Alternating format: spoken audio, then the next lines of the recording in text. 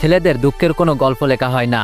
আমরা নায়ক না, আমরা দায়িত্ব পিষে দেওয়া মানুষ। পিঠে পাথর, কাঁধে সংসার, মুখে হাসি আর ভিতরে ঘূর্ণিঝড়। যখন পড়ে যাই কেউ এগিয়ে আসে না, না বাবা, না মা, না ভাই, না বন্ধু। শুধু শোনে, তুই তো ছেলে, সহ্য করতে শেখ। কিন্তু কেউ এসে জিজ্ঞেস করে না কতবার গিলে খেয়েছি কান্না। বাবা মা চাই সফলতা, চাই গর্ব করার মতো কিছু, কিন্তু সেই ছেলেটার ঘুম নেই, শান্তি নেই, অভিমান গিলে বাঁচে সে। যখন ভেঙে পড়ে তখন চুপচাপ নিজের যন্ত্রণা আড়াল করে, কারণ ছেলেদের ব্যথা দেখানোর অধিকার নেই। দেখালে সেটা নাকি দুর্বলতা হয়ে যায়। সমাজও দোষ দিয়ে যায়, নিজেরই তো দোষ, ব্যর্থ হয়েছি বলে কষ্ট পাচ্ছিস। আর সেই সমাজের চোখে ছেলেটা একদিন হারিয়ে যায়, একদম চুপচাপ গলার স্বরটা হারিয়ে ফেলে, হাসতে হাসতে নিজের ভিতরের কবরটা নিজেই খুঁড়ে ফেলে। তখন সবাই বলে, এই ছেলেটা তো আর আগের মতো নেই।